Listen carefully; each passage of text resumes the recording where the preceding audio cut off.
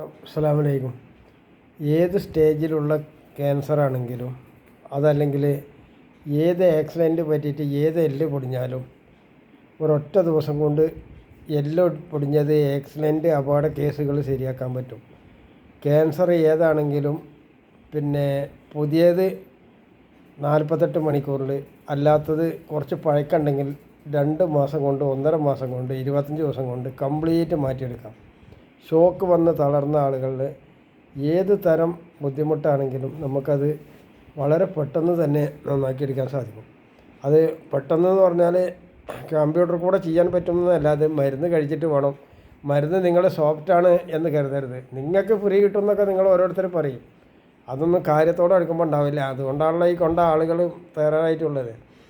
നട്ടെല്ല് മുറിഞ്ഞ് ഏതൊരുത്തനെയായാലും നമുക്ക് ശരിയാക്കിയെടുക്കാൻ പറ്റും.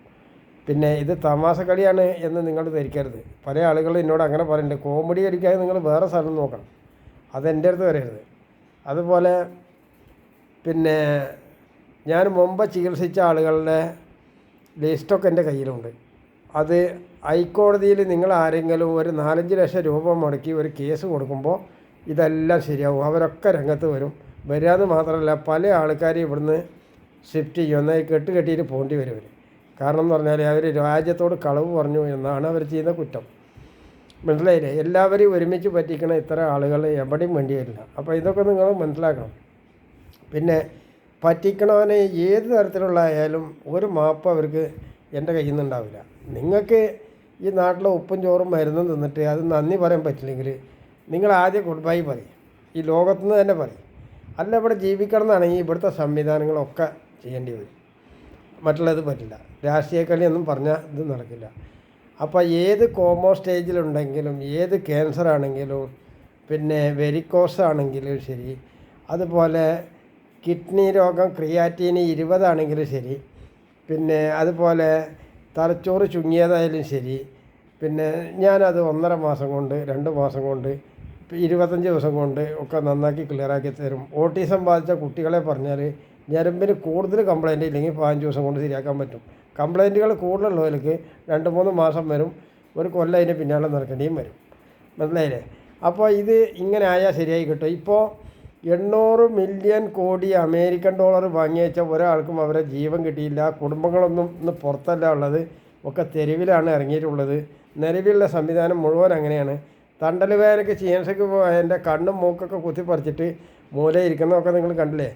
വലിയ വിദ്യാഭ്യാസം പഠിച്ചിട്ടുണ്ടെന്നാലും നിങ്ങളൊക്കെ പറ്റിക്കുന്നത് കണ്ടിട്ട് നിങ്ങൾ ആ കോല് വെച്ച് എന്നെ അളക്കരുത്. ആ കോല് വെച്ച് അളക്കരുത്. അതുപോലെ കിഡ്നി ആർക്കും ഡയാലിസിസ് ചെയ്യേണ്ട ആവശ്യമില്ല. ഒരാൾക്ക് ഓപ്പറേഷൻ ചെയ്യേണ്ട ആവശ്യമില്ല. ഒരാളെയും മാറ്റി വെക്കേണ്ട. അതിൻ്റെ മരുന്ന് വെച്ചാൽ ശരിയാവും. അത് നിങ്ങളുടെ തമാശക്കളിയല്ല. നിങ്ങൾ തോന്നിയ ദിവസം കളിച്ചാണ്. ഇംഗ്ലീഷ് മരുന്നുകാരോട് നിങ്ങൾ അത് ചെയ്യണം ഇത് ചെയ്യണം എന്ന് പറഞ്ഞാൽ നിങ്ങൾ പൊങ്ങച്ചം കളിച്ച് നിങ്ങളത് ചെയ്ത് നാശായനെ ഞാനെന്ത് ഭരിച്ചു? ഞാനല്ല കുറ്റക്കാരൻ, നിങ്ങളല്ലേ? അതുപോലെ ഷുഗറിൻ്റെ മരുന്ന് ആവശ്യമില്ലാതെ നിങ്ങൾ വഴങ്ങി കഴിച്ചിട്ടല്ലേ? എന്തിനും നിങ്ങൾ ചൂടുള്ള വെള്ളം തണുത്ത വെള്ളം ഉപയോഗിക്കാൻ നിന്ന്? അപ്പം നിങ്ങൾക്ക് താറാറ് വന്നില്ലേ? പൊടിപ്പ് ഉപയോഗിച്ചാൽ താറാറ് വന്നില്ലേ? അതിന് ഞാനല്ല കുറ്റക്കാരൻ, നിങ്ങൾ തന്നെയല്ലേ? അപ്പോൾ അതുകൊണ്ട് എല്ലാവരും നല്ല ചിന്തിക്കണം. ഉയർന്ന വിദ്യാഭ്യാസം പഠിച്ചവനോ എല്ലാം കള്ളന്മാരാണ്. ഉയർന്ന വിദ്യാഭ്യാസം പഠിച്ച മുഴുക്ക കള്ളത്തരാണ്. ഇവിടുത്തെ DYFIയും ലീഗുകാരും മതപണ്ഡിതന്മാരും അതുപോലെ ജമാഅത്ത് ഇസ്ലാമിയൊക്കെ നാട്ടുകാർക്ക് മൊത്തം എതിരാണ് എന്ന് ഞാൻ ഉറക്കനെ പറഞ്ഞുകൊണ്ടിരിക്കുക. കാരണം ഞാനിതിൻ്റെ അനുഭവത്തിൻ്റെ വെളിച്ചം ഒരുപാടുള്ളത് കൊണ്ടാണ് ഈ കാര്യങ്ങൾ പറഞ്ഞത്. ചന്ദ്രിക പത്രം, മാധ്യമം പത്രത്തിന് നിങ്ങൾ വിശ്വസിച്ച് നിങ്ങൾ അതിൻ്റെ പിന്നാലെ പോകണ്ട. ഒരു കാര്യമില്ല. നരനായ്ക്കളാണ് ഇവർ ഫുള്ളായിട്ട്. 6ാം പറഞ്ഞ നായ്ക്കളെന്ന് വേണം അവർ പറയാൻ. അവർ ഇസ്ലാമാണെന്ന് പറഞ്ഞ് പള്ളിയിൽ വന്നിട്ട് കുമ്പിടുകയൊക്കെ ചെയ്യും.